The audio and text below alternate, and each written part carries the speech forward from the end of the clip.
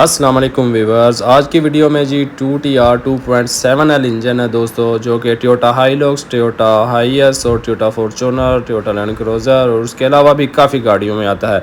अगर तो आप मेरे वीडियो पर, मेरे चैनल पर नए हैं तो आपको पता नहीं है, लेकिन अगर आप पुराने हैं तो आपको पता है कि इस इंजन के बारे में मैं पहले से वीडियो जो है वो बना चुका हूँ। ये इसी इंजन के बारे में, यानी कि 2TR 2.7 इंजन एल जो इंजन है, इसके बारे में पार्ट 3 है हमारा। इससे पहले हमने इसका पार्ट 1 और पार्ट 2 जो है वो मैं बना चुका हूँ, जिसमें हमने इसका शॉर्ट व्लॉग जो होता है उसको बिल्कुल रिबिल्ड किया है, यानी कि मुकम्मल इंजन का ओवरहाल किया है। हमने इंजन को डिसअसेंबल किया था, इंजन का ऑयल जो है इंजन कम करता था, और उसका जो है हमने डिसअसेंबल करने के बाद देखा कि उसके बोर वगैरह जो हैं वो सही थे, लेकिन उसके रिंग पिस्टन वगैरह वो ख़राब थे। तो हमने इसके रिंग पिस्टन वगैरह और इसके जो बैरिंग वगैरह होती हैं वो सब कुछ तब्दील किया है। तो ये सब कुछ इसका पार्ट 1 में हम कर चुके हैं कि हमने इसके बोर को चेक किया है, न्यू रिंग लगाए हैं, उनको चेक किया है कितना गैप होना चाहिए, और फिर हमने इसमें पिस्टन लगाए हैं और क्रंक शाफ्ट वगैरह जो है वो लगाई है, उसके बैरिंग वगैरह जो है वो तब्दील किए हैं। तो अब जी हम इसके जो बैलेंस शाफ्टें होती हैं जो कि 2TR इंजन में ही आती हैं, इनको इंस्टॉल करेंगे। 1TR जो इंजन होता है 2000 सीसी 2.0L होता है, उसके अंदर ये बैलेंस शाफ्टें नहीं होती हैं। बाकी जो उसके पार्ट्स हैं वो, या उसकी जो सेटिंग है, या इंजन को रिबिल्ड करने का या हेड जो है उसका बिल्कुल 2TR जैसा ही होता है।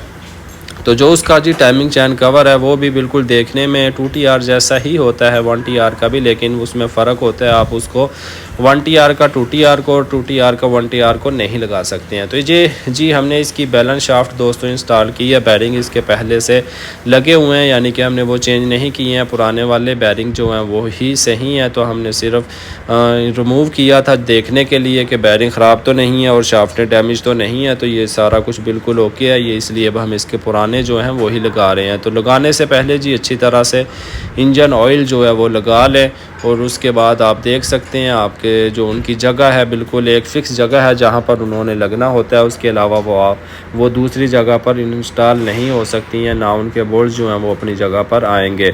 तो ये जी दो होती हैं, इसमें दोनों शाफ्टों को लगाने के बाद अब हम इसकी जो टाइमिंग होती है, निशान जो होते हैं, उनको भी बराबर करेंगे। इसकी जो बैलेंस शाफ्ट की टाइमिंग है वो आप इस वीडियो में बहुत अच्छी तरह से देख सकते हैं और सीख सकते हैं। तो दोस्तों, अगर आप मेरे चैनल पर नए हैं या पुराने हैं लेकिन आपने अभी तक चैनल को सब्सक्राइब नहीं किया है, तो चैनल को सब्सक्राइब कर लें और बेल आइकॉन को ऑन कर लें, ताकि आपको आइंदा नई आने वाली वीडियो का नोटिफिकेशन मिल जाए। तो ये जी अभी हमने इसकी जो सिलेंसर की प्लेट लगाई है दोस्तों, उसके बाद इसकी टाइमिंग चैन वगैरह लगेगी। तो ये जो प्लेट होती है नीचे, जो क्रंक शाफ्ट की जो मेन पुली है जिसके ऊपर ये टाइमिंग चलेगी, ये जो प्लेट है जहाँ पर सेंसर, जो क्रंक शाफ्ट का सेंसर है वो रीडिंग करता है, तो इसको भी ध्यान से देखना चाहिए, इंस्पेक्शन करनी चाहिए कि ये टेढ़ी ना हो। अगर ये टेढ़ी होगी तो गाड़ी की स्टार्टिंग में मसला होगा। तो ये जी आपने क्रंक शाफ्ट का निशान देखा, और ये उसके बाद इसका ऊपर वाला निशान है, और ये निशान देखें इसकी बैक साइड पे जो चैन है उसके ऊपर येनो निशान बना हुआ है, इसके बराबर आएगा। उसके बाद ये इसकी दूसरी साइड वाली शाफ्ट है, तो इसके ऊपर भी ये निशान बना हुआ है, और यहाँ पर ये आप देख सकते हैं ओके हो चुका है। तमाम इसके जो स्लीपर हैं वो लग चुके हैं, और इसका जो टेंशनर है वो ये देखें इस तरह से अभी फ्री है, लॉक किया हुआ है हमने। जब टाइमिंग बिल्कुल ओके हो जाए तो इसको निकाल दें इस तरह से। तो ये जी हमारी टाइमिंग इसकी बिल्कुल ओके हो चुकी है। अब ये जो इसमें हरकत है अभी टेंशनर में, ये इसमें जब इंजन को स्टार्ट करेंगे तो ऑयल का प्रेशर होगा, तो ये बिल्कुल नॉर्मल हो जाएगी। ऑयल का प्रेशर जब इसके अंदर आ जाएगा तो ये प्रॉपर सही तरह से वर्क करने लग जाएगा, और टाइमिंग की जो आवाज़ होती है वो भी ख़त्म हो जाएगी। उसके बाद जी अब हम इसका सिलेंडर हेड लगाएंगे। तो सिलेंडर हेड लगाने से पहले पिस्टन जो है हमारे हमने देख लिए हैं, यानी कि सब कुछ ओके है, टाइमिंग हमारी बैलेंस शाफ्ट की ओके है। तो अब इसके जो पिस्टन है, हम इसकी पिस्टन नंबर 1 और 4 की जो पोजीशन है उसको नीचे कर लेंगे। इसको नीचे करने का मकसद ये है कि जब हम सिलेंडर हेड को लगाते हैं और बाद में केम शाफ्टें वगैरह जो है इंस्टॉल करते हैं, तो उनको लगाने के बाद हम घुमाते हैं, तो जब उनको घुमाएं तो जो वाल्व वगैरह होते हैं वो नीचे पिस्टन के साथ टच नहीं करते हैं। आप बेफिक्र हो के उनको घुमा सकते हैं कि वाल्व टेढ़े नहीं होंगे, कहीं पर टच नहीं होंगे।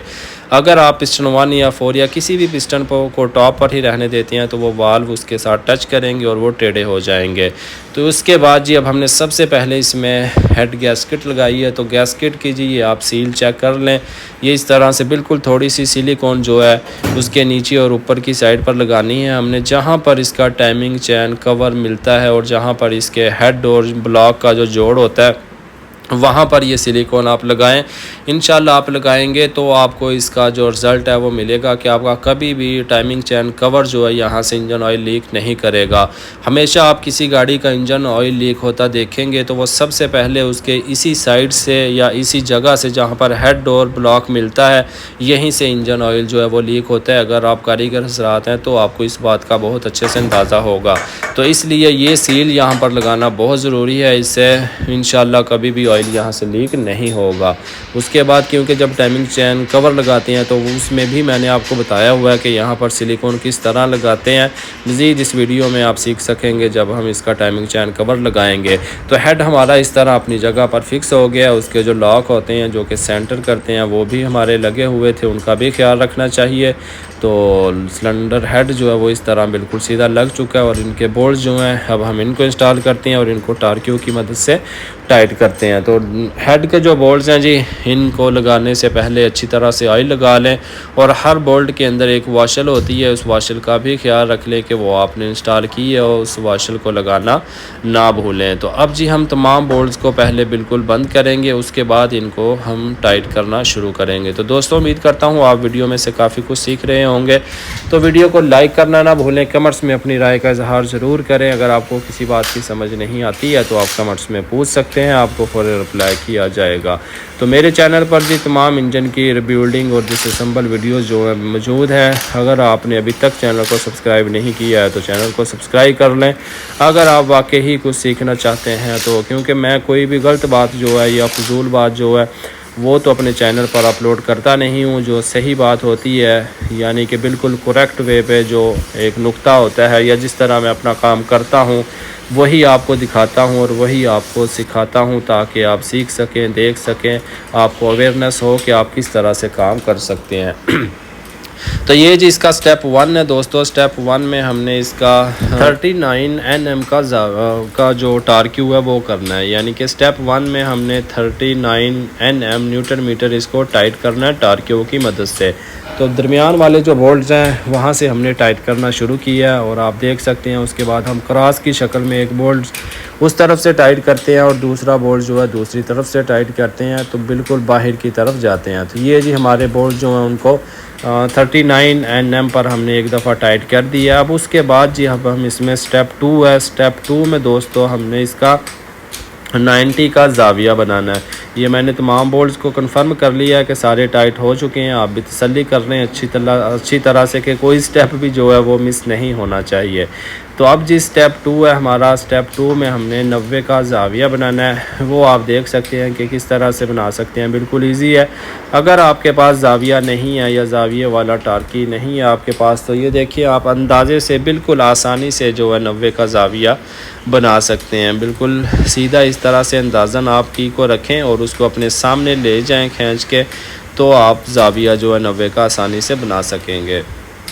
कोई मुश्किल नहीं है जी, लेकिन तरतीब का आपने ख्याल रखना है। और जिस टाइम आप बोल्ट्स का टार्क्यू करते हैं आपका फ़ोकस जो है वो बिल्कुल यानी कि अपने काम पर ही होना चाहिए। अगर ना हो तो आप बोल्ट जो है अंदर से भूल जाते हैं या भूल जाएंगे, क्योंकि मेरे साथ तो ऐसा होता है। अगर मैं ये कर रहा हूँ तो कोई आ जाए, आके बातें करने लग जाए या कोई किसी टॉपिक पे बात करने लग जाए तो ध्यान जो है उसकी तरफ हो जाता है और भूल जाता हूँ मैं कि मैंने ये वाला बोल्ट टाइट किया था नहीं किया था। तो इस वजह से सारा काम जो है वो ख़राब हो जाता है, बिल्कुल फ़ोकस जो है वो अपने काम से हट जाता है। तो इसलिए जब भी आप इस तरह का काम करें तो बिल्कुल अपना पूरे ध्यान से करें ताकि कोई भी मिस्टेक ना हो और काम आपका बिल्कुल ओके हो। तो ये जी हमारा स्टेप 2 में लास्ट बोल्ट था, ये अब हमारा टाइट हो चुका है। इसके बाद अब हम इसका जो टार्क्यू सेटिंग है वो नंबर 3 स्टेप भी करेंगे। 3 स्टेप को करने के लिए वो टारक्यू थोड़ा छोटा रह रहा था, उसके लिए ज़्यादा फोर्स लगाना पड़नी थी और नीचे से स्टैंड को भी पकड़ना पड़ता है। तो मैं काम अकेला करता हूँ और पहले भी आपको बता चुका हूँ कि अकेला ही वीडियो बनाता हूँ, एडिटिंग करता हूँ, काम करता हूँ, सारा कुछ खुद ही करता हूँ। लेकिन फिर भी मुझे आप लोगों का जो रिस्पॉन्स है वो पॉजिटिव बहुत कम मिलता है। आप लोग वीडियोज़ को देखते भी नहीं हैं और लाइक कमेंट्स भी नहीं करते हैं। लेकिन मैंने भी ठाना हुआ है कि मैं अपना जो एक्सपीरियंस है वो लोगों के साथ शेयर करूंगा। कुछ दोस्त हैं जो मेरे काम को देखते हैं और सीखते हैं और वो रिप्लाई करते हैं कि हम आपका काम देख कर ही सीख रहे हैं और कर रहे हैं, शुक्र भी अदा करते हैं। तो उनकी बातें देख कर, पढ़ कर, सुन कर बहुत ज़्यादा खुशी होती है। तो ये जी सिलेंडर हेड का दोस्तों बोल्ट्स का टारक्यू सेटिंग में स्टेप 3 है। स्टेप 3 में आप देख सकते हैं कि हम 90 का ज़ाविया बना रहे हैं। तो एक्सटेंशन जो है वो थोड़ी सी बड़ी है, अगर थोड़ी छोटी हो तो आप अच्छी तरह से ग्रिप कर सकते हैं, लेकिन इस तरह भी आप देख सकते हैं बिल्कुल अच्छी तरह से उसको की को लगा कर बोल्ट्स पे सॉकेट को तो फिर ही लगाएं। अगर स्लिप हो गया एक दफ़ा तो आपको चोट भी लग सकती है और बोल्ट्स जो है वो भी ख़राब हो जाएगा। तो ये देख सकते हैं आप बिल्कुल अच्छी तरह से लगाने के बाद आप 90 का ज़ाविया बनाएं, ये देखें, और आपको ख़ुद भी अंदाज़ा हो जाएगा कि बोल्ट्स जो हैं वो सही टाइट हो चुके हैं या अभी मज़ीद टाइट हो सकते हैं। क्योंकि जो बोल्ट्स ये होते हैं इनको ना तो बहुत ज़्यादा टाइट करना चाहिए, बहुत ज़्यादा टाइट करने से इनकी जो चूड़ी है वो भी ख़राब हो जाती है और इनकी लाइफ भी कम हो जाती है। तो इसीलिए इनको टारक्यू की मदद से टाइट किया जाता है कि इस तरह की कोई गुंजाइश ना रहे और आपका इंजन जो है वो भी हीटअप नहीं होता है, सही काम करता है। कभी गैसकट आपकी नहीं जलेगी अगर आपने उसके हेड के जो बोल्ट्स हैं उनको सही तरह से टाइट किया होगा। तो ये जी हमारा स्टेप 3 भी दोस्तों मुकम्मल हो चुका है। दोबारा से मैं आपको बता दूं कि जो हेड के बोल्ट्स हैं इनकी टारक्यू सेटिंग जो है सबसे पहले हमने स्टेप 1 में इनको 39 Nm पर टाइट किया और दूसरे स्टेप में हमने 90 का ज़ाविया बनाया और उसके बाद तीसरे स्टेप में भी हमने इसमें 90 का ज़ाविया बनाया है। उसके बाद जी ये आप सील जो मैंने बताया आपको लगाई थी वो मैंने टाइमिंग चैन कवर की तरफ से साफ़ कर दिया, क्योंकि उस तरफ अभी हमने कवर को लगाना है और अभी सिलिकॉन भी लगानी है। तो वो साइड हमने साफ़ कर दी और बाकी जो किसी साइड पर निकली है उसको आपने बिल्कुल भी साफ़ नहीं करना है। तो ये जी हमारा इस तरह से हेड इंस्टॉल हो चुका है। अब उसके बाद इसके रॉकर आर्म वगैरह जो है उनको हम लगाते हैं और ये इसके आर्म है और उसके नीचे ये हाइड्रोलिक सिस्टम इसमें लगा हुआ होता है जो कि वाल्व को ऊपर नीचे की तरफ होने में मदद करता है। पुराने इंजनों में आपने देखा है कि उसमें कप लगे हुए होते थे जिनको टैपेट कप भी बोलते हैं। तो इसमें जी ये वाला हाइड्रोलिक वाला सिस्टम है। तो इनको भी अगर आप कि इंजन में आपको पता हो पहले से कोई मसला या आपको पता नहीं है कि इस इंजन में क्या था तो इनको चेक करके लगाना चाहिए। लेकिन आपको अगर पता है कि इंजन स्टार्ट था और इस तरह की कोई आवाज़ नहीं थी तो इनको आप बिल्कुल इसी तरह लगा सकते हैं। इनमें ऑयल का जो प्रेशर होता है उसको निकालने की ज़रूरत नहीं है, वो ख़ुद ही रिलीज़ बाद में हो जाता है। तो अगर ये डैमेज हो तो आपको जिस तरह टैपेट वाली गाड़ियों में आवाज़ आती है बिल्कुल इसमें भी इसी तरह से आवाज़ आती है और ये एडजस्ट नहीं होते हैं, ये सिर्फ तब्दील ही होते हैं। अगर ये ख़राब हो तो इनको आपने तब्दील करना है, अगर ये सही है तो आपने उनको दोबारा लगा देना है। मैंने ये सारे के सारे पुराने जो हैं वही इंस्टॉल किए हैं। तो उसके बाद जी इसकी आती है बारी केम शाफ्ट की। तो अब हम इसकी केम शाफ्ट जो है उनको लगाते हैं। तो लगाने से पहले जी ऑयल आप लगा लें अच्छी तरह से, क्योंकि ये तो आपको अंदाज़ा हो ही गया है कि इस काम में जहाँ पर भी ऑयल की सप्लाई होती है जाता है ऑयल, वहाँ पर इंजन के रिबिल्डिंग के दौरान ऑयल लगाना ही होता है। तो एग्जॉस्ट साइड वाली केम शाफ्ट लगाने के बाद अब हम इसकी इनटेक साइड वाली केम शाफ्ट जो है उसको लगाते हैं। इसी तरह उसको भी ऑयल लगा लें अच्छी तरह से और लगाने के बाद थोड़ा सा घुमा लें, देख लें कि तमाम जगह पर ऑयल भी लग जाएगा और केम शाफ्ट भी यानी कि अपनी जगह पर फिक्स हो जाएगी और आपको अंदाज़ा हो जाएगा कि कहीं पर फंस रही है या कोई इशू है या कोई मसला है। तो उसके बाद हम इसकी मज़ीद ऊपर की तरफ से जो इसमें अब ब्रैकटें इसकी लगती हैं या कप ऊपर से लगते हैं इसकी कैप, इनको लगाते हैं। तो इनके ऊपर भी आप ऑयल लगाएं दोस्तों, और इनके ऊपर जो नंबर लगे हुए होते हैं एग्जॉस्ट साइड वालों पे ई लिखा हुआ होता है और इनटेक साइड वालों पे आई लिखा हुआ होता है और नंबरिंग होती है 1 2 3 4 से 5 तक। तो उसको आप देख कर ही इनको लगाएं बिल्कुल उसी तरतीब से जो उन पे नंबरिंग हुई है।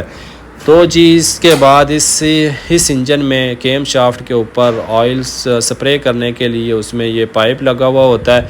ये भी बिल्कुल उन्हीं बोल्ट्स के साथ लगता है जो केम शाफ्ट को पकड़ते हैं, और इसमें आगे की तरफ जहाँ से इसमें सप्लाई जाती है ऑयल की, वहाँ पर इसमें एक रिंग लगी हुई होती है। उसका भी आपने ख्याल रखना है, उसको लाजमी लगाना है। अगर वो ख़राब है तो उसको आपने रिप्लेस करना है।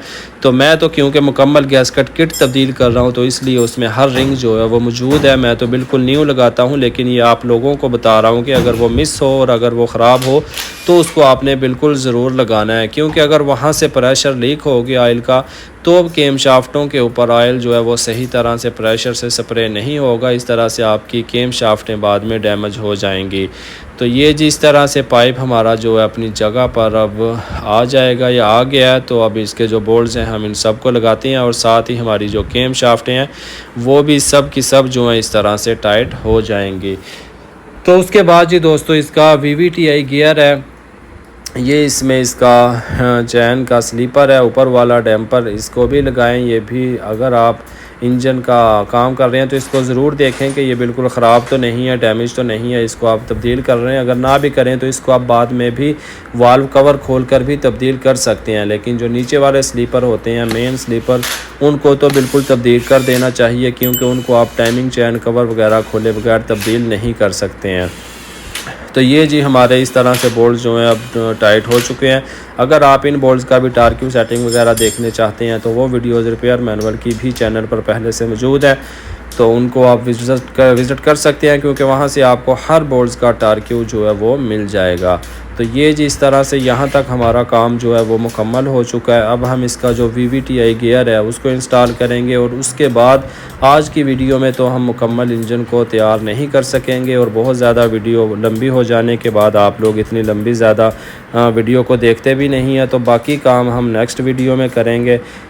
उम्मीद करता हूँ ये जो काम यहाँ तक हुआ है ये आपको अच्छी तरह से समझ आ चुकी होगी, और अच्छी तरह तमाम बोल्ट्स को टाइट करने के बाद केम शाफ्टों को इस तरह घुमाकर अच्छी तरह से देख लें कि ना तो वो कहीं पर फंसे और ना ही बहुत ज़्यादा लूज़ हों। तो ये तसल्ली कर लेने के बाद ही आप मज़ीद काम को आगे से करें। और केम वो जो इसके पिस्टन वगैरह हैं वो हमने नीचे क्यों किए थे ये अब आपको अंदाज़ा हो गया होगा कि हमने केम शाफ्टों को अब इंस्टॉल करते वक्त घुमाया है।